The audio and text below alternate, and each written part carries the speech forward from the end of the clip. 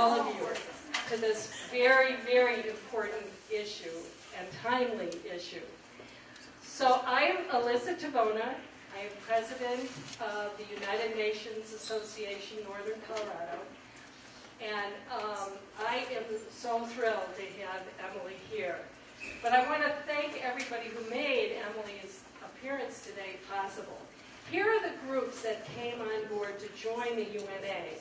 I want to thank the Center for Women's Studies and Gender Research at CSU, the Geller Center at CSU, Not in Our Town Alliance, NIOTA, which is an organization that speaks out against. See, and I was bragging that we used to do this one for a living. Not in Our Town Alliance, NIOTA, Fuerza Latina, an affiliate of the Fort Collins Community Action Network, the CSU Diversity Symposium, the American Civil Liberties Union Northern Colorado Chapter, the League of Women Voters, Larimer County, the International Studies Department at CSU, the Museo de las Tres Colonias, and El Centro at CSU. It has just been remarkable the amount of interest and concern for these children who are coming to our borders unaccompanied. So thank you, Emily, for talking to us about it. A couple things that I also want to recognize. I understand Joanne Janal is here. Will you stand up and many, many thanks. And also, I think 2/3 of Emily's family is here, so thank you.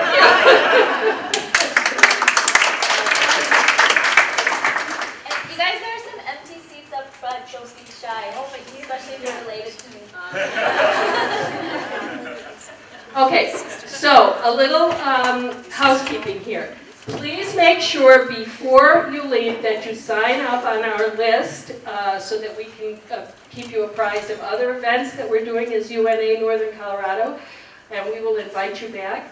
We have some membership forms, and for young folks who are about to go or thinking about getting into the job market and have interest in international work, membership for UNA is free. So seniors, it's pretty reasonable. But be sure and sign up, and we'll make sure to get that information to you. We will have some time after the talk for questions and for a little bit of snacks. And we are going to, I'm going to dispense with one tradition. Traditionally, when we start every meeting, we do a little piece called the UN in the News.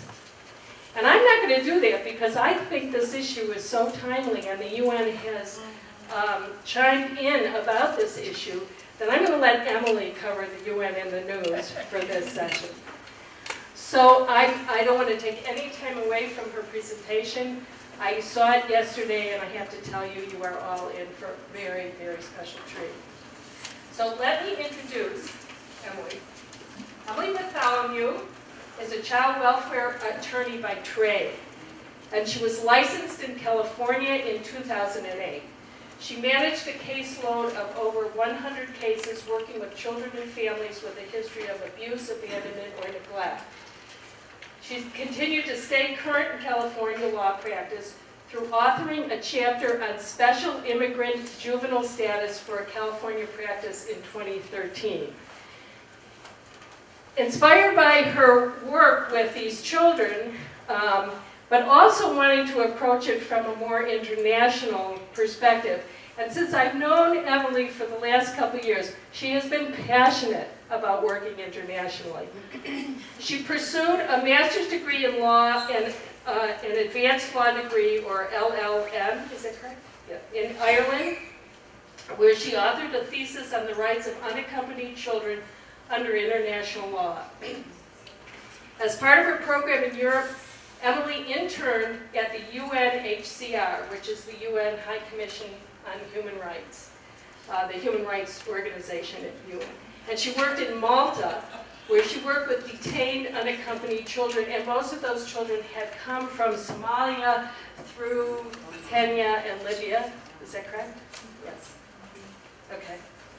She also drafted an amicus brief on children's rights, which she argued before the Inter-American Court of Human Rights in Mexico City. So we are indeed honored to have her. She is currently working at ProBar, which is a legal organization that serves unaccompanied minors on the border in the Rio Grande Valley. So it's my great privilege to introduce Emily Barthel.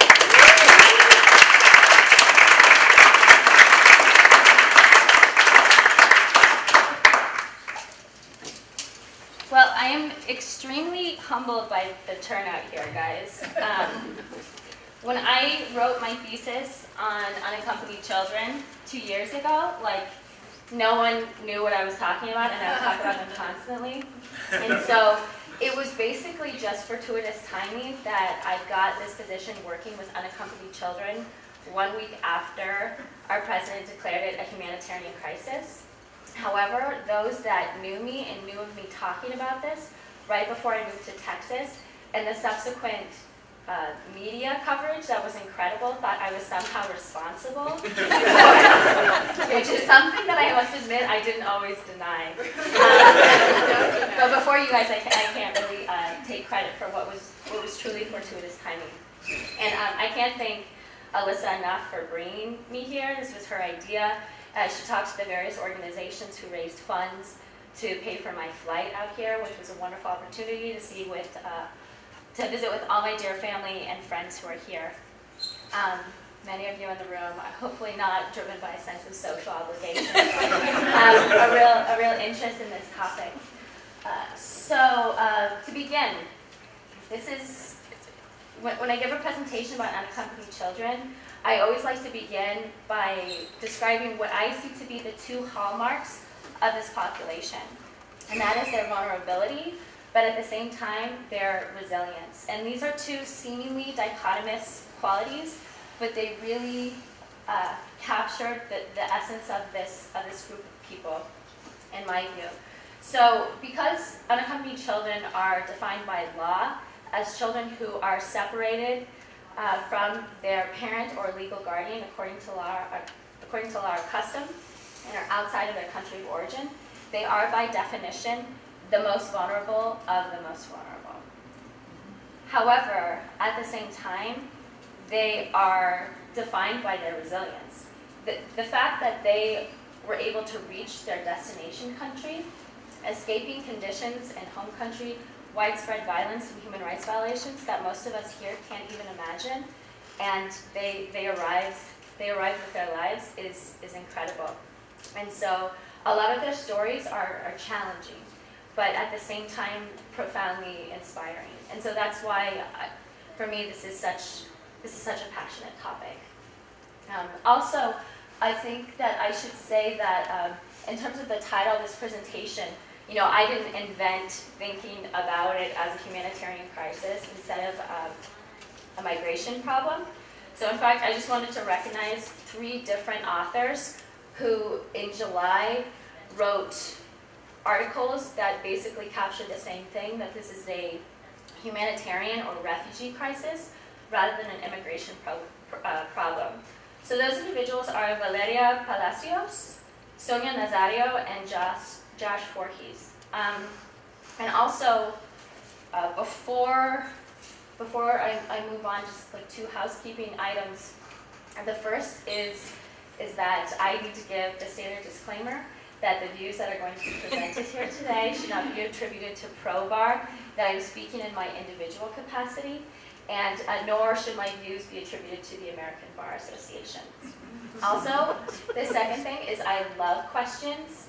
I think it's the most interesting part of the conversation, really, because a lot of you have perspectives and knowledge and expertise that I don't bring. But at the same time, I'm extremely distracted by these very interesting questions. So it might be better if we could save those till the end, unless it's a point of clarification or something to do with like a more clerical type issue. Okay. So first off, I would like to make the case for why this is a humanitarian crisis and not a migration problem. And when I say this, I'm referring specifically to the dramatic increase in the number of unaccompanied children we saw entering the United States during the summer of 2014. So first off, this is not a sudden thing. This is a snapshot of an ongoing situation, which is not only reflects a migratory pattern, but also has really interesting implications in terms of the human rights situations in the countries of origin, also our diplomatic relations with these countries. It also implicates economic stability, gender issues, a lot of different things. And so the arrivals of unaccompanied children have actually been increasing steadily since 2011.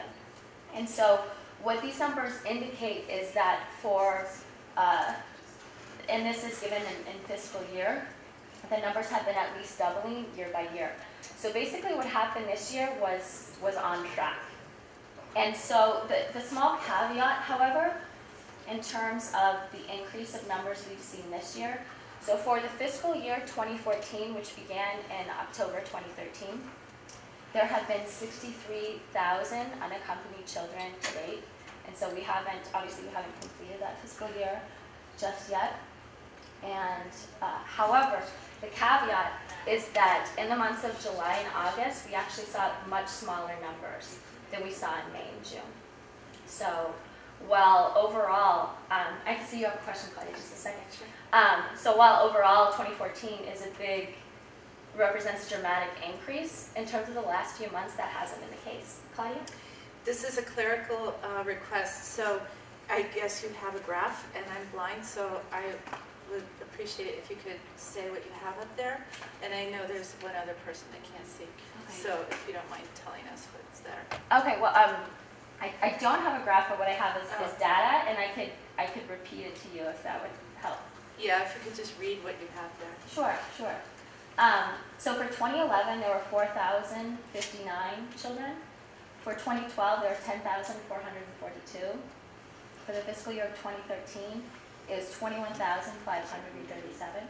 And for 2014 to date, for this fiscal year, there have been over 63,000 arrivals. And thank you for your question. So the second reason why this is a snapshot of the humanitarian crisis and not a sudden migration problem is that what this represents is forced rather than voluntary migration. So as was identified in a UNHCR, which is the UN Refugee Agency's report, 58% of the unaccompanied children that they interviewed, which their sample size was, I believe, 192 children in the Rio Grande Valley in 2014, that 58% of these children qualified for some form of international protection. Or they presented flags which would suggest that they're at least eligible to apply for international protection. International protection is a broad term that encompasses basically refugee status and other forms of protection that essentially extend immigration relief to undocumented people who would otherwise be unauthorized to remain in the United States, but because of their situation in their home country or their particular vulnerabilities, would be eligible to remain. So more than half of these children are here because home is unsafe, at least. Third is that this idea that this whole problem has to do with illegals, and I hate that term. It's not politically correct, and that's sort of one of my points at the end. And I think even what that term suggests is that what these individuals are doing is illegal. And so it's actually, I'd argue it's actually a little bit more nuanced than that. So certainly it's prima facie illegal to enter a country without a visa or permission to be there. On its face, it's prima facie illegal. However, many of these individuals qualify for legal relief, which justifies their presence in the United States and legalizes it. However, before they can access the procedures to get that legal relief, they need to be present within the United States. Furthermore, we, meaning the United States, the government, we have obligations in terms of receiving people who are seeking protection. So there's an international obligation which is referred to non-refoulement, and it's a French term, and what it means is that you can't return an asylum seeker back to their country of origin if they're going to be persecuted or suffer future harm.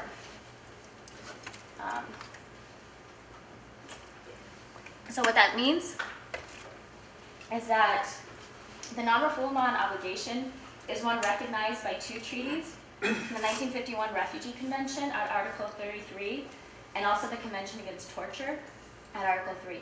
You can't return asylum seekers to their country of origin, to a place where it is likely that they will be persecuted or suffer harm. I'm sorry, Mike, is that helpful? Yes. Okay, I like to move around, and sorry, everyone's nodding, they can't hear me. You're very polite.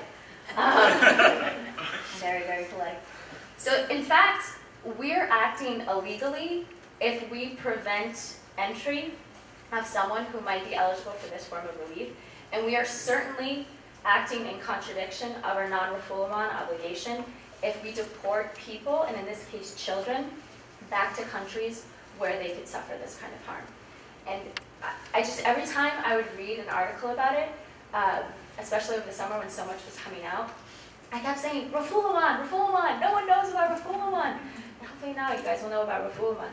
So we might be acting illegally, in fact, in terms of those international obligations by deporting people. Okay, and so I wanted to lead with 3 different case stories. So these are actual cases that I've worked on since I started working at ProBar 4 years ago, and I think it'll help humanize it. So I've obviously changed the names and some of the identifying details like the age and the country of origin just to protect the identity and the privacy of the children that I'm going to be referring to. So the first are Hina and Angela from Honduras. So there's an image up on the screen, and what it is it's a child's drawing under a title that says Yo deseo, which is Spanish for I desire, or what I wish for. And this particular piece wasn't illustrated by the children whose names are on the slide, but it's something that we do when we do our legal intakes. And I really just love all the children's artwork because, again, I think it humanizes it, because it's just, we need to keep reminding ourselves that these are children, these are people. It's not statistics, it's not simply a transnational phenomenon. So Hina is 17 years old and Angela is 12 years old. And so their father left for the United States to earn a living and send them money in Honduras when they were very, very young. So they were left in the care of their mother. However, 7 years ago, when Hina, who's the oldest, and they also have a brother, Carlos, who emigrated before they did. So when Hina was 10 years old, their mother abandoned them.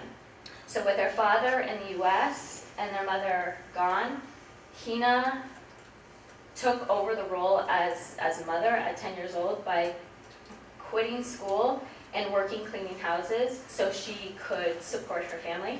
And eventually, over the course of 7 years, saved enough money to pay for their voyage to the United States.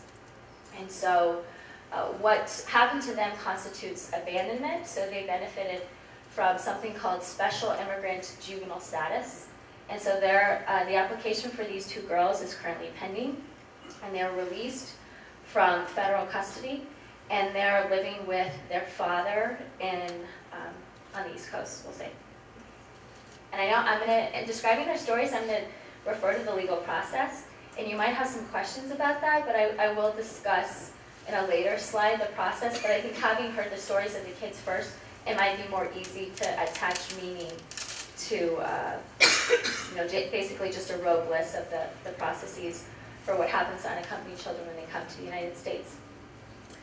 And so the next case I'm going to talk about are 3 brothers from Guatemala, Antonio, Josue, and Carlos. which is obviously a fake name that I like because I've used it twice.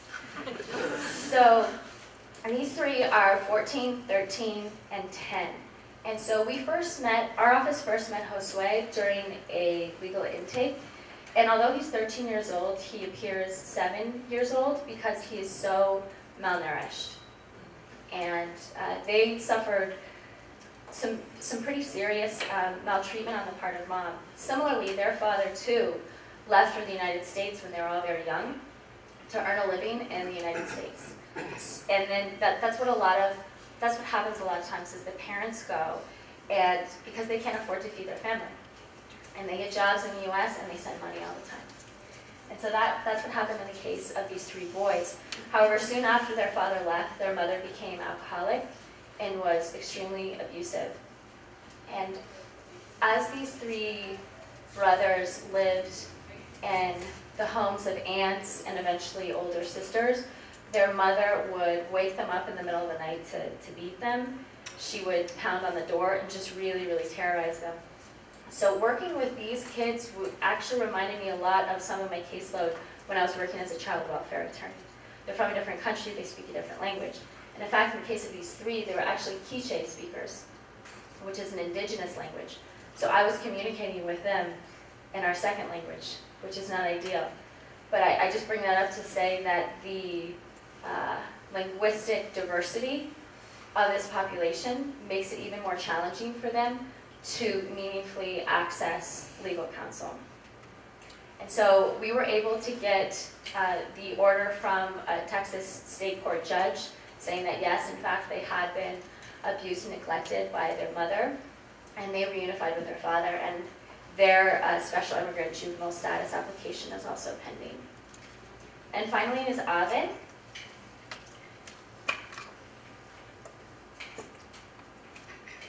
Ave is my most recent client that I've taken on. She's now 18 years old. When we met Ave, she was 17 years old. Ave is from El Salvador, and her father and her paternal grandmother were murdered when she was very young. And her parents separated, and her mother has a new husband and children in a different part of the country, and basically doesn't act like mom anymore. She has her new family. So Ave initially lived with her father, but then had to live with other relatives. Eventually, Ave was sent at the age of 12 by her mother and maternal grandmother to Oaxaca, Mexico. And she's not sure how much her mother or her grandmother, for that matter, knew about what would happen to her once she got there. But what happened to her once she got there was that she was trafficked. And trafficking is typically understood as involving some sort of transportation. But trafficking, I think the easiest way to conceptualize it is modern day slavery. And it actually doesn't require movement. So in the case of Ave, she wasn't taken by those who victimized her from one place to another to be forced to work, but rather she was not permitted to leave the cantina, which is a bar, kind of brothel, where she was forced to work from age 12 to age 16. Luckily not as a prostitute, but rather as someone who was preparing food and who was serving drinks. She worked 6.5 or 7 days a week, from 5 in the morning until around 5 or 6 in the morning until 11 at night, without pay. There were locks on the doors. She was certain that if she ever left, that they would call immigration authorities. And so how she got out is eventually one day, the dueña, who's like the owner, the madam of this cantina, left. And so she saw her opportunity and she climbed out the window and escaped, hearing the sounds of the other women who worked in the cantina yelling at the men who were there, their customers there, to run after her and grab her. And so with just the clothes on her back, no papers to be in Mexico, again, she's a national of El Salvador, she was able to find a job and a place to live a few times over. And eventually she made her way to the United States. So we had a few different things to assist her on. The abuse and neglect that she suffered qualified her for special immigrant juvenile status, so we applied for that on her behalf. Also, victims of trafficking are eligible for certain benefits. And so one of these benefits is the ability to go to a special, essentially foster care program, where they can stay until they're 21 and they receive job training, they learn English, and it sort of facilitates their ability to acclimate to the United States. And they initially denied her application because what she had told her clinician was different from what she had disclosed to us. And what in fact had happened with her, which I've seen a lot, almost consistently with victims of abuse, is that they disclose in a piecemeal fashion and only within the context of a trusting relationship where they have some sort of rapport with a listener. And so, yeah, so we're appealing the denial of her request for trafficking benefits. But the other really big thing with Ave was that she turned 18 a couple of weeks ago. And so what happens to children who are in federal custody, and they're kept in detention centers, which are fairly child-friendly. They're more or less like group homes or orphanages. They're fed, they're clothed, they have schools on site. The staff there are social workers rather than folks with a law enforcement background. But what happens to them when they turn 18 is that they get transferred to the adult immigration facility, which was profoundly, it would be traumatic for any of us, but more so for her because of what she'd experienced in, when she was trafficked in the cantina. So we were able to get ICE, which is the immigration authorities, to agree to releasing her on her own recognizance. So she didn't have to be in custody, but she could just check in once a month with the local ICE office. And she was able to do that with the help from an organization called La Posada. And La Posada is a nonprofit, it's a shelter, and they take a lot of our clients when they age out. And the fact that we have a letter from the shelter that says, yes, we will house these children when they turn 18, really bolsters our ability to request that they're released on their own recognizance. So that's Ave. So the first thing I wanted to do is to debunk some of the myths that I've seen perpetuated in the discourse, not only in terms of person to person and talking about the number of kids we saw in the summer of 2014 come from Central America, but also what a lot of various news sources were saying on the issue. And the first one is that it's Obama's fault because of, he's had a rough year. That is Obama's fault because of DACA. So DACA is Deferred Action for Childhood Arrivals, and that's a program that he promulgated in 2012. And so what DACA does is it allows for people who arrived before 2007 to benefit from something called prosecutorial discretion. Prosecutorial discretion is not legal status in the United States. All that it means is that we could deport you, but we're not going to. So in the same way that a district attorney as a prosecutor would have discretion not to charge a 14-year-old for theft in the case of shoplifting, for instance. So it's basically just the decision not to prosecute now. So it's impossible that that 2012 law inspired what we saw in terms of crossings in 2014 for at least two different reasons.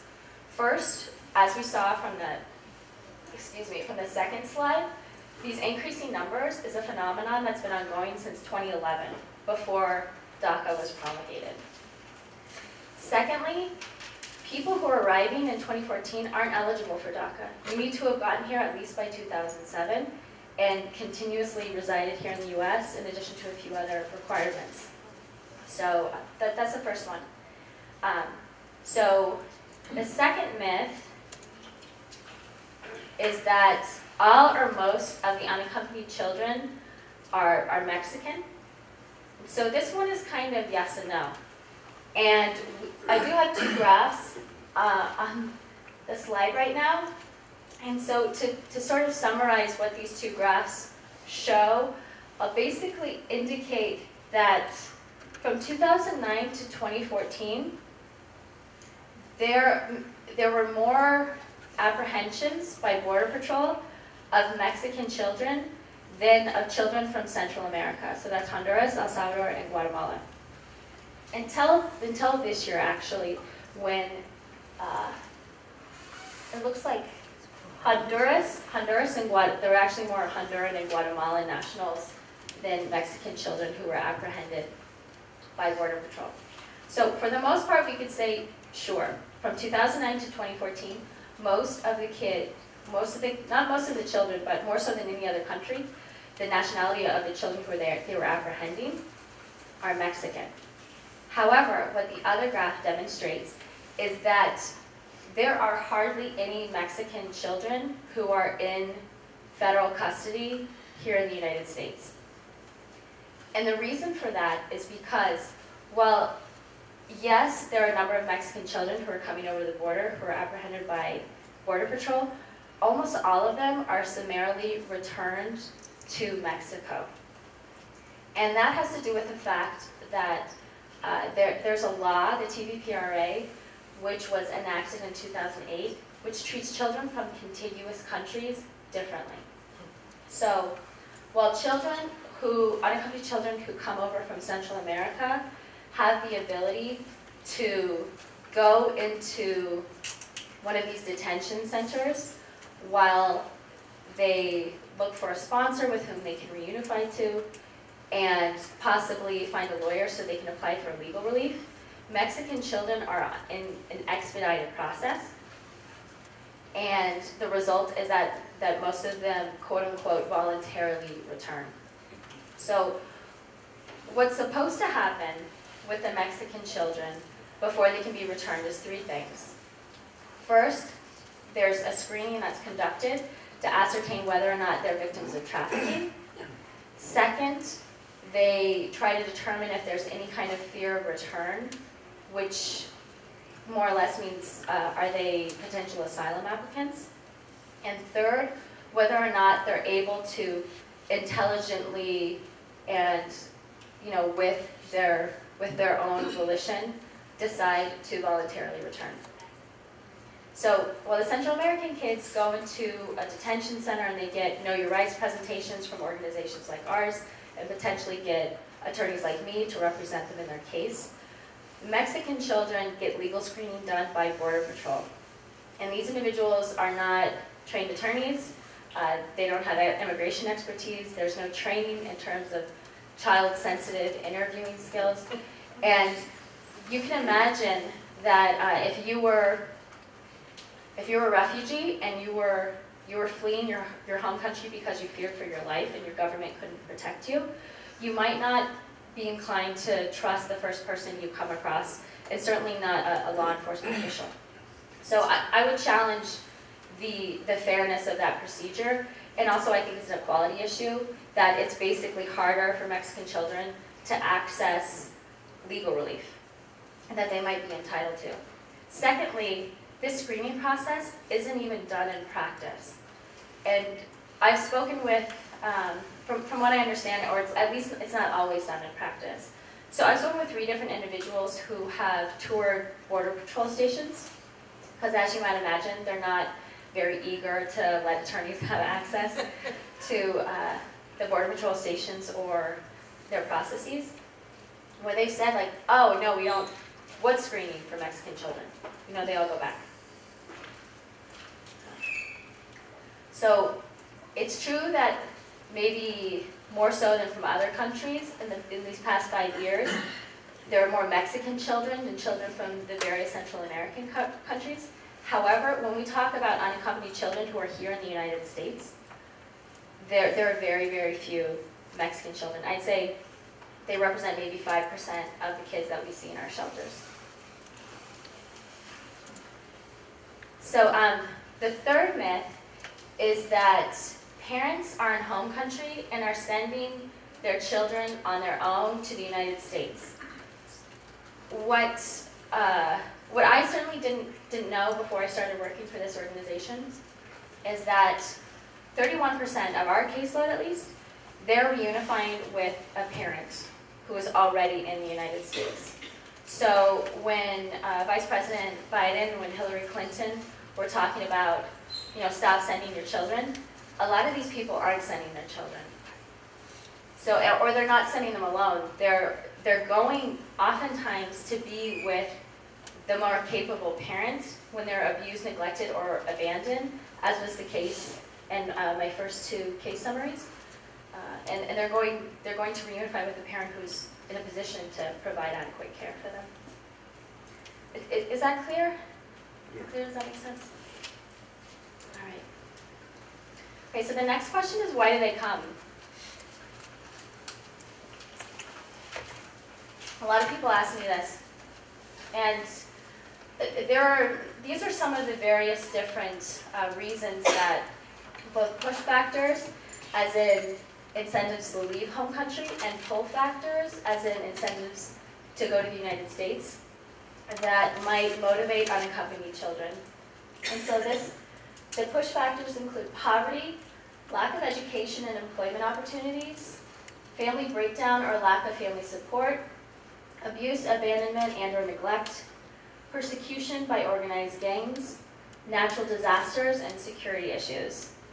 In terms of pull factors, what I have listed on the slide are reunify with nuclear and or extended family, rumors of prosperity and easy living, and employment and education opportunities.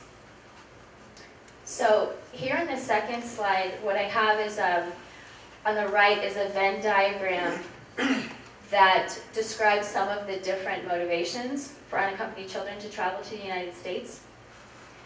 And what it does a really great job of doing is illustrate why it's rarely just one reason.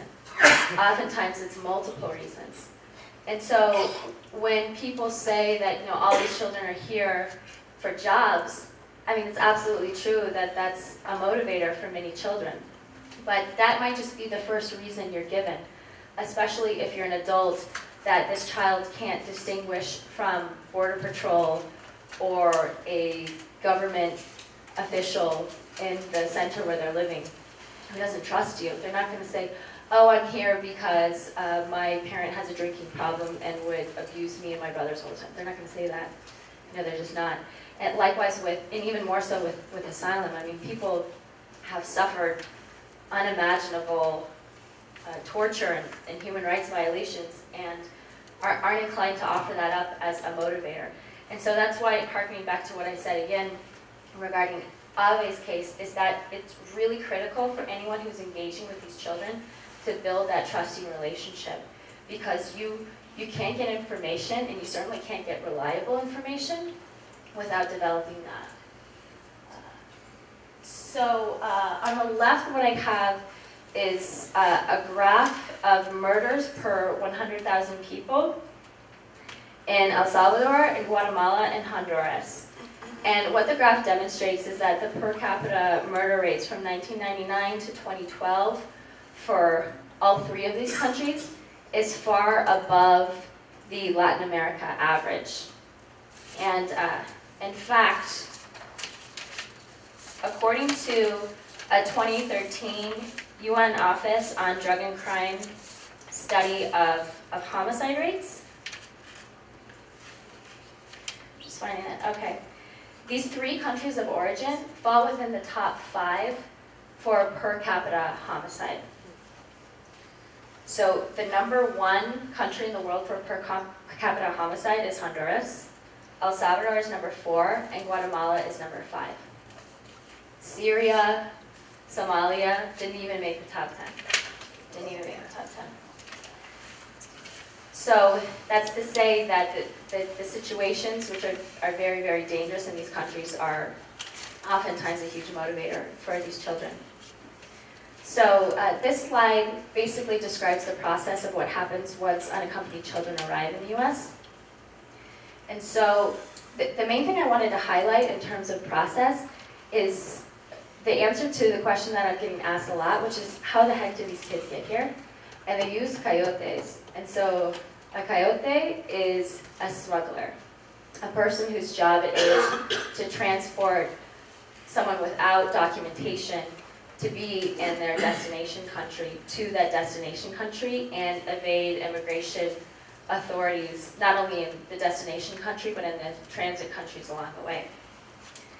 I'd say 95% of our clients use coyotes, and I've only heard of one other kid who didn't, one particular case anyway, and this kid didn't have the money to pay a coyote, so he went with his friend to the meeting with a coyote, pretending that he wanted to pay the coyote for the trip, and was just committing to memory all the particular places that he was naming.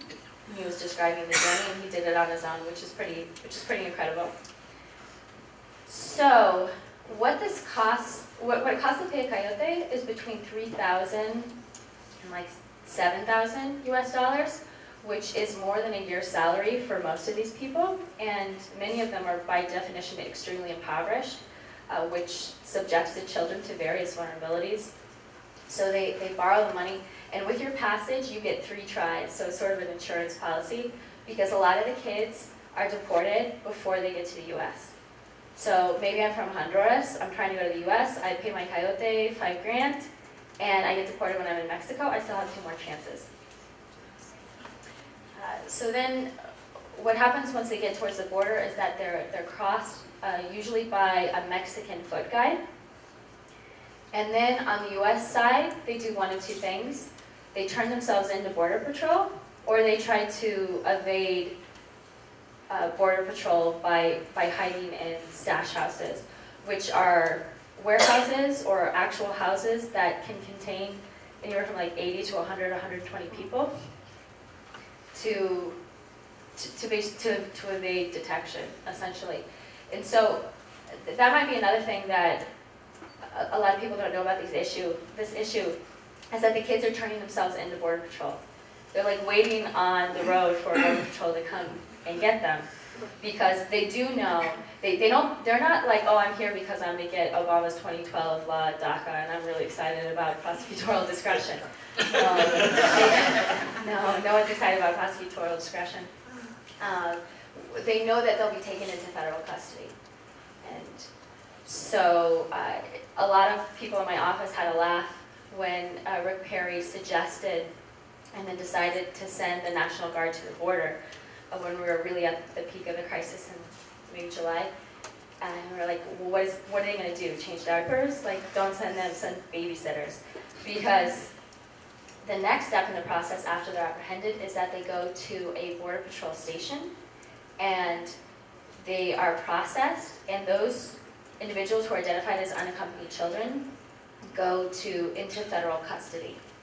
And so the nickname for the Border Patrol stations are hieleras. Do I have any Spanish speakers out there who want to say what hielera means? Freezers. Freezer, yeah, freezer or icebox. And they have that name not because these are warm and cozy places to hang out for 5 or 6 days with a bunch of traumatized people while you wait for your processing to take place, but because they're extremely cold. Because Border Patrol, they wear heavy boots and long pants and long shirts, so it's comfortable for them to have the AC turned on really high. But these are kids who are only in their t-shirts, who are from very warm countries, and so it's really uncomfortable. And so this is something that was extremely problematic in May through like the beginning of July.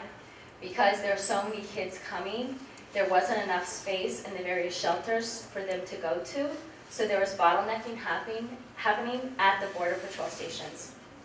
And so, again, these are not people who are trained social workers or child welfare experts. They are law enforcement officials. And to be fair, it wasn't really fair to expect them to become babysitters. And a lot of the abuses that we saw happening at Border Patrol stations occurred at some of these really overcrowded places. Okay, and so just say really quickly, the next thing that happens is that every single child every single individual who crosses without documents is put in removal proceedings. So just because a child enters, stays in federal custody for 2 weeks, and is then released like my 3 Guatemalan boys were released to their father, Becky's, that doesn't mean that they're off the hook and they're not going to get deported. They are still in deportation proceedings, those proceedings are moved to the nearest immigration court to them, and they can still get deported if they don't qualify for legal relief. So they have to affirmatively, it's like having criminal charges against you. You have to affirmatively defend the case by applying for legal relief to regularize their immigration status. Okay.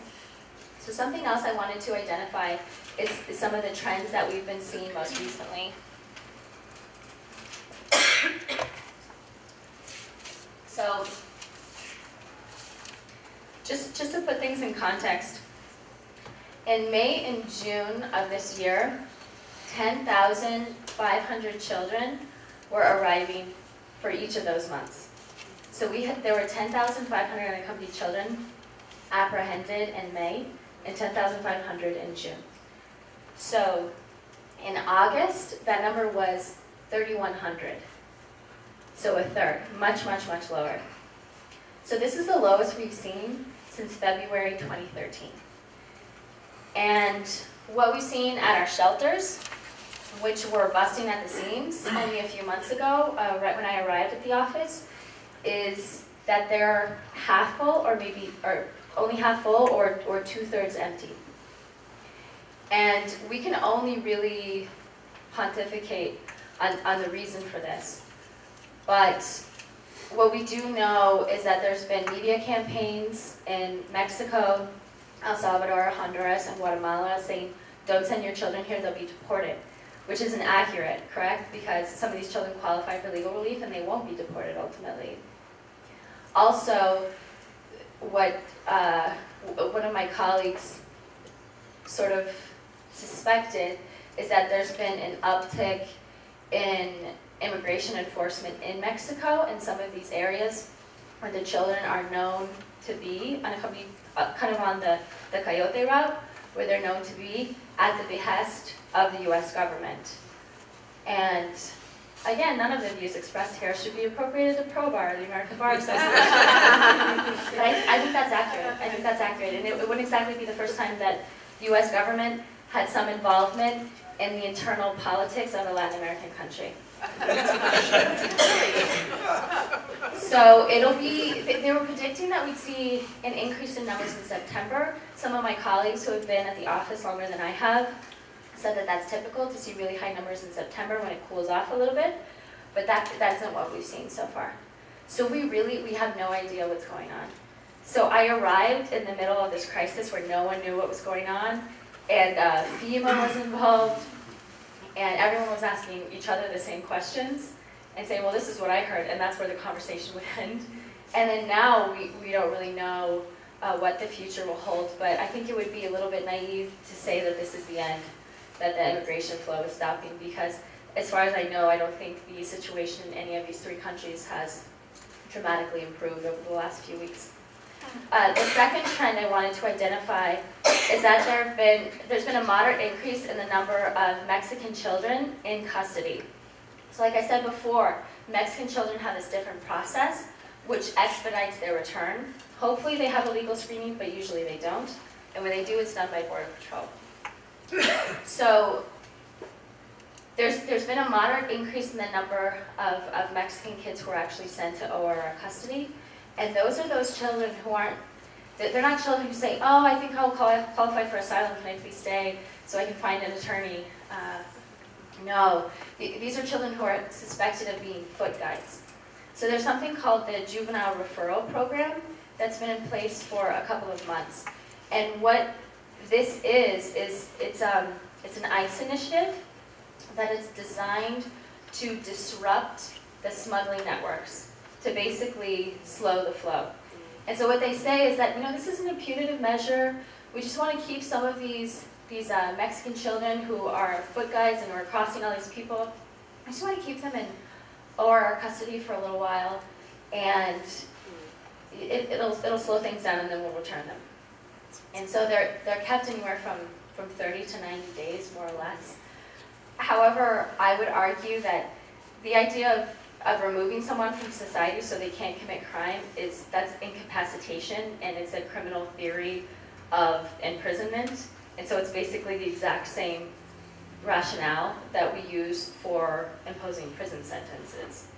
And these children, obviously they're not given a trial to challenge their status as guides, and they're also interviewed by their consulate. And I know sort of time will tell what might happen with that. The other thing is, the other phenomenon is this idea of Mexican child soldiers. Because in this discussion of unaccompanied children, and indeed in my discussion, most of the attention is focused on children from Central America. Certainly Mexican children are entitled to the same panoply of human rights under international law as Honduran children, Guatemalan children, children from El Salvador. However, because our system treats them differently, we don't even see any of these Mexican children who are returned after they're apprehended by Border Patrol. We don't know how many of them might qualify for legal relief because so few of them actually end up in the detention centers we serve, which is how we have contact with our potential clients.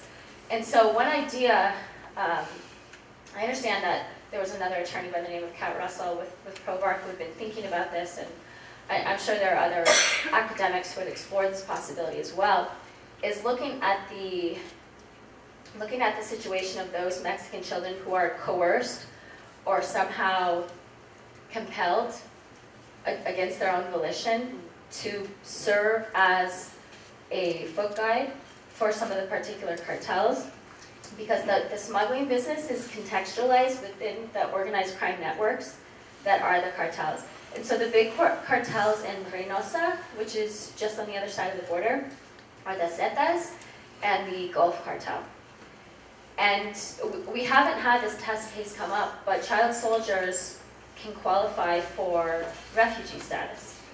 And so the forced military conscription, whether in a paramilitary group or a government-sponsored army, it's not really significant because the effect is the same, really, for these children. However, the difficulty in making this sort of legal claim is that for every form of immigration relief, including refugee status, even if you qualify, you won't be able to get your green card and ultimately be successful with your legal claim if you have criminal bars to admissibility.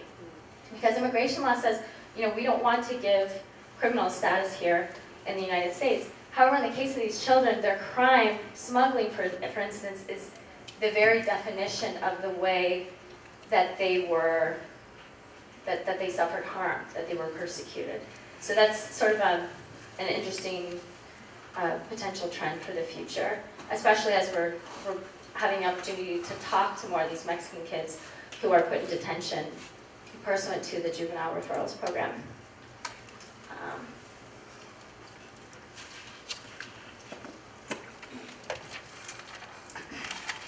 So finally, another question I get a lot is, how can I help? What can I do? And our office is flooded with, it's been really heartwarming actually, the amount of people who have contacted us.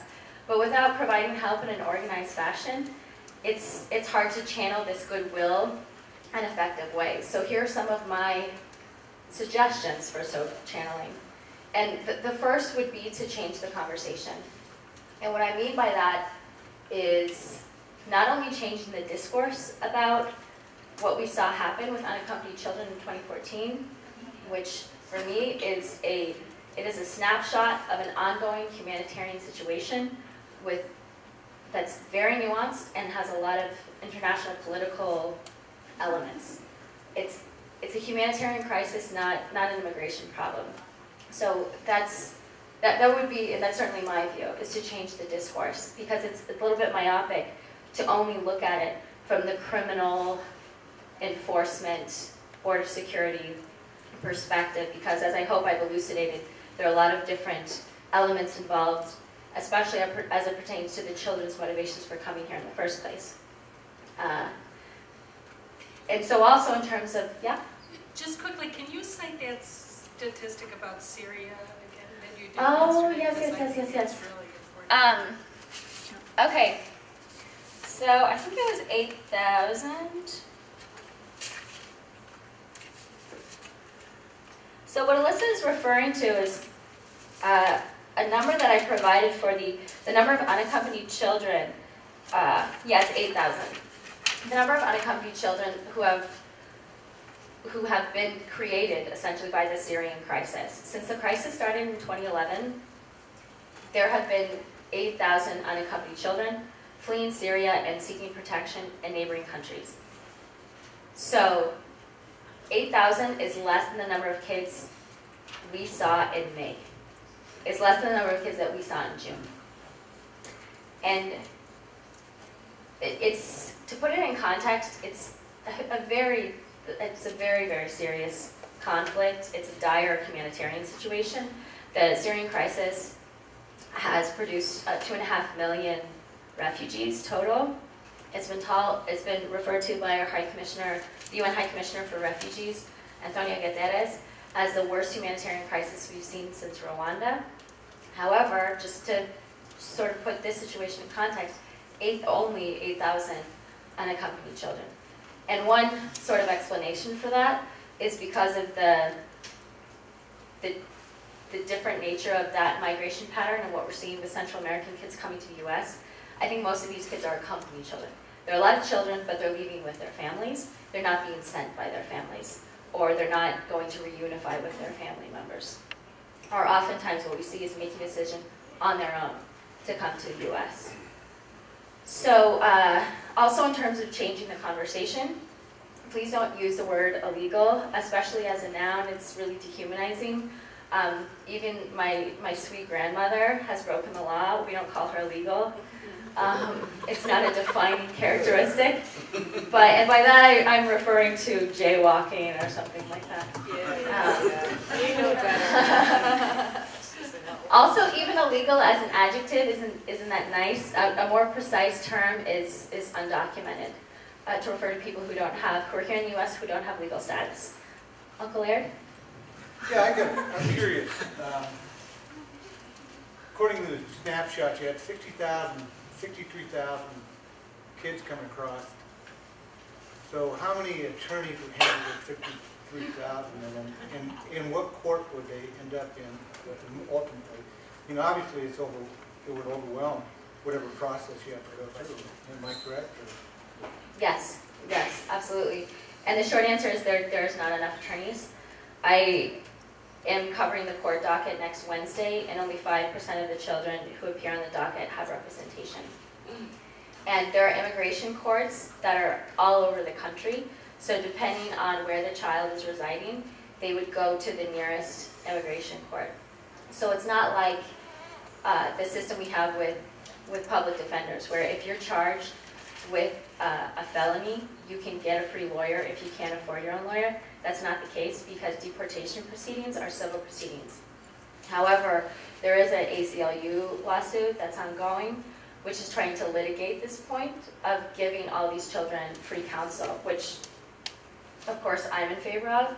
It might be more effective than trying to do it through the legislative route, and not just because Congress isn't having its most active year ever this year, but that's something to stay tuned about. The third thing I kind of wanted to highlight in terms of what you could do to help is to support a shelter called La Posada. So if it wasn't for La Posada, Ave wouldn't have had a place to go instead of having to go to this adult facility. And so what they do is they house a lot of our clients when they turn 18. And while you could get ICE to agree to release on their own recognizance a client of yours, even if they didn't have a place to live, having a letter from this shelter really helps a lot. And so Alyssa has done a really great job raising funds from the various organizations, and it's really humbling how many organizations here in this community have taken an interest in this issue, so that I could be here today. So they paid for my flight, so I'm going to be reimbursed for my flight to come here, which is great. But everything that they've raised over that, we're going to be donating to La Posada. So if you are interested in assisting La Posada, here's the website and the phone number with more information about how to give. We also have brochures in the back. And The other thing you could do to help, which I sort of skipped over, is that here in Colorado, you have a lot of these children who are unaccompanied children who have been released to their sponsor. So their sponsor is a parent or other friend or family member who is housing them, with whom they live, but while their deportation case is ongoing. So your organization here in Colorado is the Rocky Mountain Immigration Advocacy Network.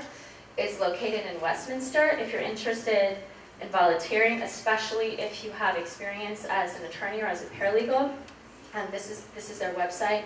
I'm sure they would be very eager to have your help. And so with that, I'd like to open it up to questions.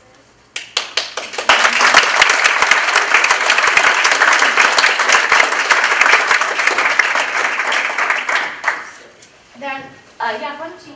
Okay. Oh, that's so you can get it. By the way, this is being videotaped and will be available on the RAM YouTube channel. So if you've missed anything, you can go to that. Cynthia? Actually, I have two questions. The first, in terms of volunteers, I would call it grandma. I mean, do these children, you said attorneys and legal people, but are they in need of just support, emotional support? And then the second question was, are they getting any kind of post-trauma counseling or intervention? Sure, those are great questions. With regard to your first question, just basically how can we volunteer in terms of providing these children with some kind of support? We do have something called a child advocate. And so there is an organization called the Young Center, and they have an office in Harlingen where my office is, and we work very closely with them. And either our office as the attorneys for a particular child, or the center where the child is residing can make a request for a child advocate.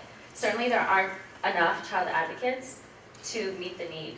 So I say contact Ramayan and ask if what their process is for requesting child advocates for their clients. The other thing though, just in general, is that, I mean, again, it's so wonderful to see this outpouring of support to want to help the kids, but I think it's wise to be a little cautious about who gets access to the children. So to just open up the doors to these detention facilities and to let people come in who haven't had, a child welfare background check done or a criminal background check done, or who might not keep their information private, is problematic. Also, you'll see that it's really hard to try to provide services to these kids while they're in custody, because technically the federal government is their mom and dad, and they're the ones who are providing clothing and food and housing these children. So there was, is it the mayor in Dallas or a member of the clergy in Dallas who really wanted to have foster homes and different people from his religious community assist with the crisis, which is wonderful, but ultimately they couldn't pull it off because legally they're in the custody of the federal government, just like a foster child would be, and as such they could only go to a licensed foster care facility, which I think is a good thing, because to get licensed requires a particular vetting process, having the appropriate training and background checks, of course. And with respect to your second question, are they getting enough services that they need, certainly in terms of psychological support, to help them cope with trauma? And I'd say yes, they're getting services, but no, not enough. So what is provided at the detention centers, in addition to a place to sleep and meals, is that they also have schools right there on site, an on-site physician and on-site clinicians. And as we all know, not all clinicians, therapists, psychologists are created equal. And certainly in the case of Ave, she'd been working with this clinician since July, and she didn't disclose to her clinician that she had been trafficked until 1 week after she disclosed it to her attorneys during our first meeting in September. So not everyone is talented at developing rapport.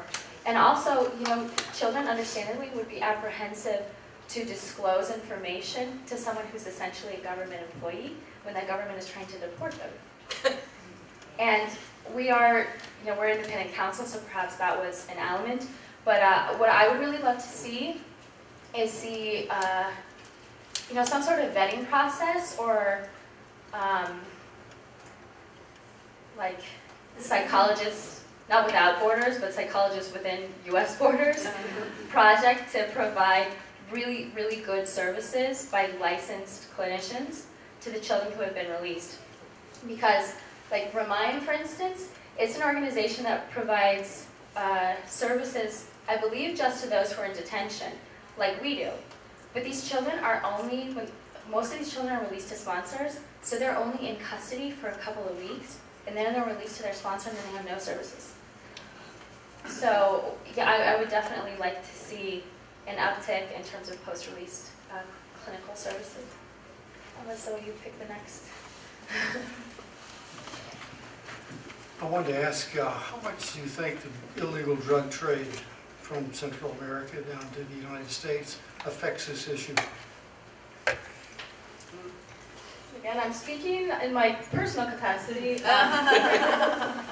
Two things.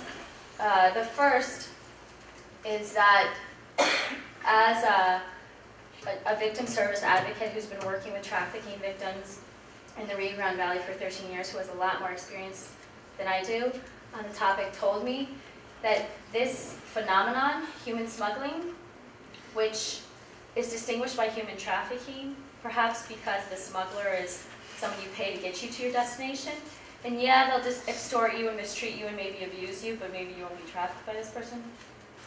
It's a function of the cartel and of organized crime. So just in the same way that an organized criminal enterprise can be engaged in the drug trafficking business or arms trafficking business to make money, so too can they be engaged with smuggling or human trafficking to make money. So I'd say there's an overlap, and it's not like when these kids are coming from El Salvador, there's two paths, and all the coyotes who are trafficking drugs like take the left, and all the kids take the right, and this is like the nice path where nothing bad will happen to them. It's the same. It's the same process. And with respect to the other trend that I just identified, in terms of the lower numbers that we've been seeing, and the possibility that the different paths are being disrupted by immigration authorities, and how long that will continue, probably not that long, because the smuggling networks and the coyotes, they are running the show in terms of the migration numbers that we're seeing, and so probably they'll adapt and find other pathways to bring both people and whatever other trades they're engaged in to the United States. The second thing, and I don't want to go too deep into this because I have my undergraduate degree in international relations, but I'm not a political scientist. That's not my area of expertise, although we have a few of those here today. Is that a lot of scholars in July said that the drug war, the war on drugs, is actually to blame for this quote-unquote migration problem. And what they identify is that the U.S. efforts to interdict and disrupt the flow of drugs coming south to north have had the effect of militarizing a lot of these countries, undermining political stability, and basically creating more opportunities for crime, which in turn leads to the lack of rule of law that we see that motivates a lot of these kids to come here to seek protection because their government can't keep them safe from the gangs. Next question. And she's the one who's doing the selecting, so people are looking with hopeful eyes at me, and I'm so glad I got a microphone. The organization in Colorado is pronounced actually Remain, and they do now have a child project to provide attorneys for them if they are out and just showing up at court, because they although their principal purpose is to provide representation in the detention facility in Aurora, in Denver, they do also go to immigration court. And the story that I heard was about the attorney who was representing a 4-year-old, an unaccompanied 4-year-old, and the child wanted to sit on her lap during the proceedings because she was so afraid to be alone by herself. And yes, Remain does need funds. There is also an organization in Denver that maybe Westminster also, I can't remember, someplace on the west side of town, that is called Casa de Posada, that provides housing for families visiting people in detention, and visitations to the children in the detention, that are held in the detention facility in Aurora.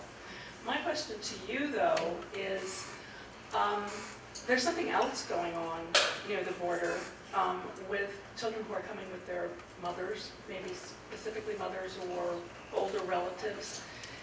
Those people are being held in facilities like Artesia and being deported immediately with very little chance for hearings.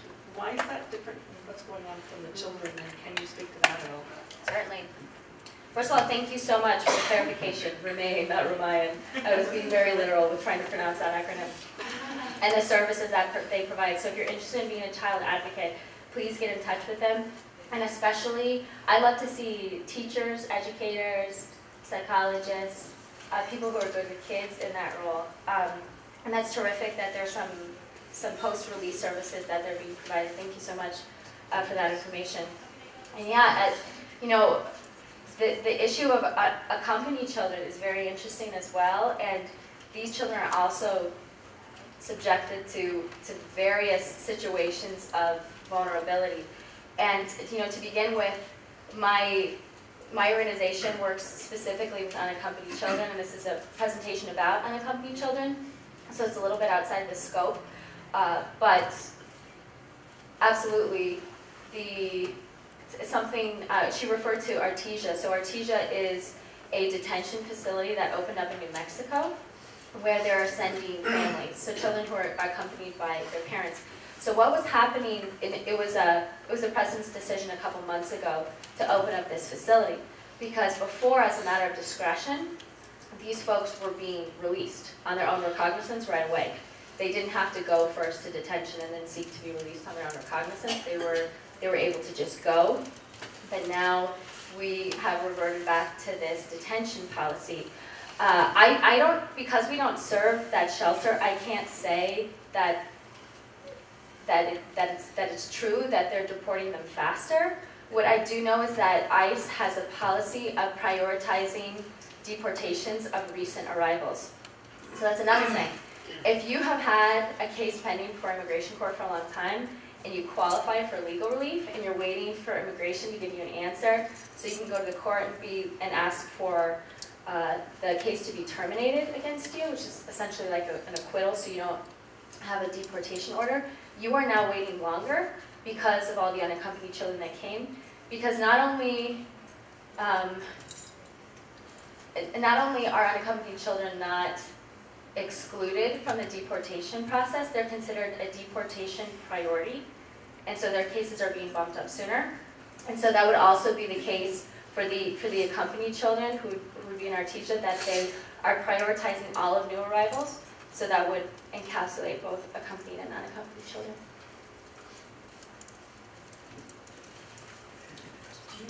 Do you have any breakdown on the number of children, for example, between 10 and 16 or 10 and 18, 10 or 5 or under? Do you have any breakdown of that? No. And I was like, this is my fear. People would be like, ask me about statistics, and like, the ones that I have, I had to refer to my notes for them. I don't have a particular number, but what I could say is that in general, what we see are older teenagers. So it's mostly kids over 14. But this woman's example of someone who's a 4-year-old child in deportation proceedings absolutely occurs. I've seen a toddler, I've seen an 18-month-old child, I've seen an infant.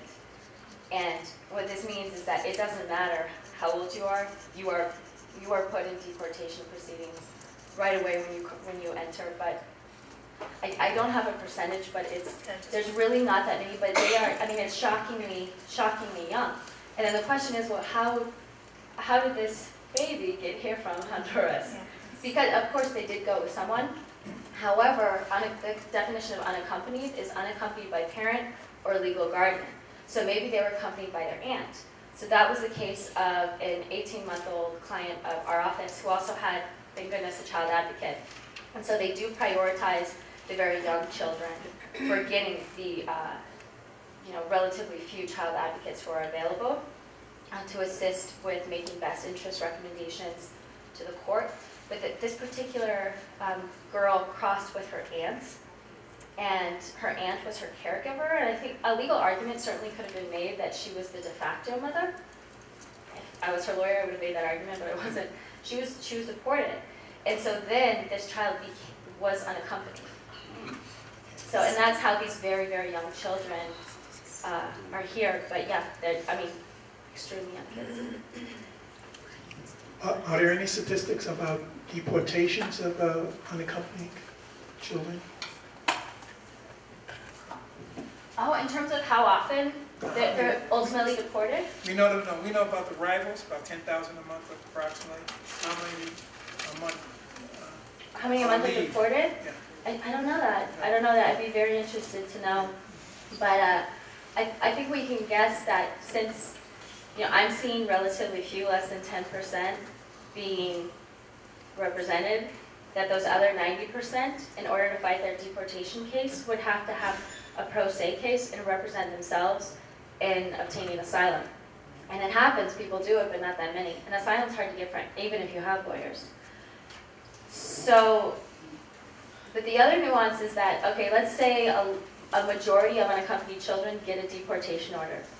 Well, a lot of those orders are given in absentia, and so that means without the particular person present.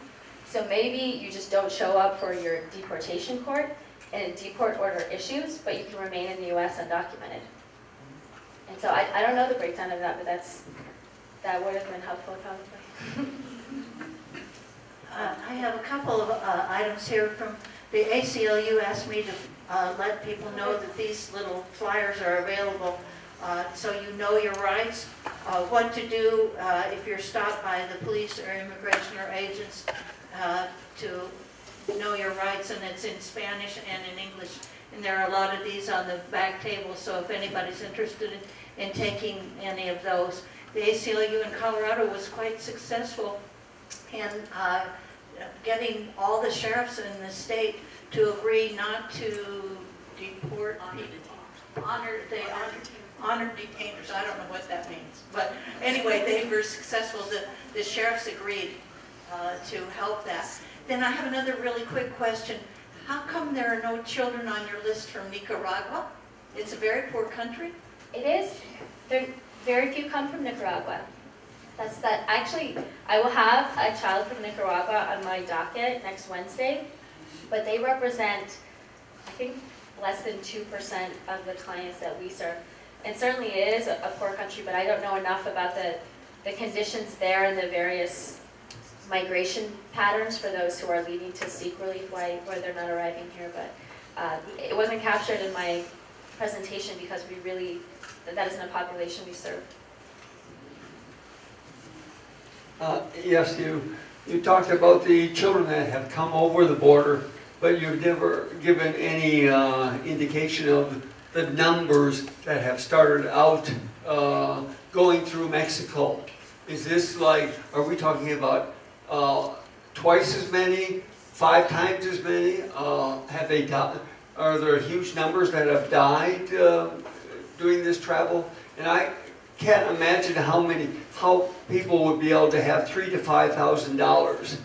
If you're in poverty and you have only $3,000 to $3,000, you're not going to use it trying to get to the U.S., I would think.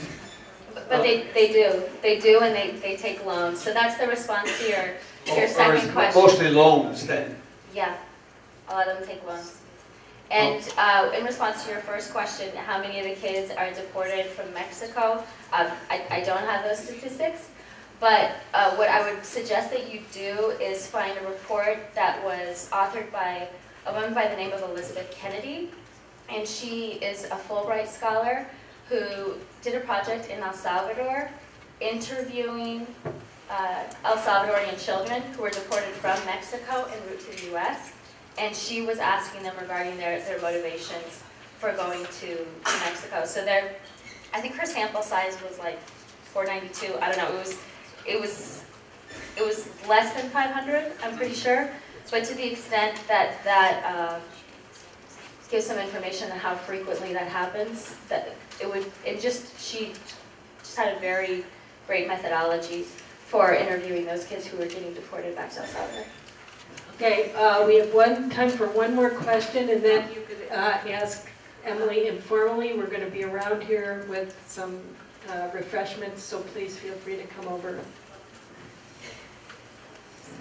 I was able to see a presentation by Sonia Nazario in April, actually, and she did a wonderful talk. But I guess the way that all the kids she describes coming into the country is very different from what you described. She describes kids riding on top of the trains, and so I just didn't know if maybe they didn't come into your area that way, or why that was such a discrepancy. No, so yeah, Sonia Nazario, she's one of the people I credited at the beginning for referring to this as a humanitarian crisis and not a migration crisis. She wrote this really terrific book called Enrique's Journey, and it was a New York Times bestseller. And what she did was she rode La Bestia, which is the train that comes through Mexico into the United States. So her information is actually a little bit outdated, because while that's what we were seeing, I think, at the time she did her study, like maybe more than 3 or 4 years ago, all the kids were coming on the train. Now they're coming mostly by bus. And so I don't know if that was a reaction to immigration authorities really focusing on, some of them come from La Bestia, but most of them don't. Very few of the kids that we talk to anymore come that way. So La Bestia is Spanish for the beast, and these unaccompanied children would ride on the tops of the trains, and it was extremely dangerous because there are various, not just one, but various cartels and organized crime networks that were operating on the trains, which would extort and otherwise victimize the children who are on top of the trains. So yeah, that was certainly the case, and she's an amazing journalist, and her book is terrific, but it's changed, and that exemplifies what I was alluding to before, which is that these coyote networks are extremely savvy and flexible, and they're responding, and it's changing all the time. Yeah, you're welcome. Can we get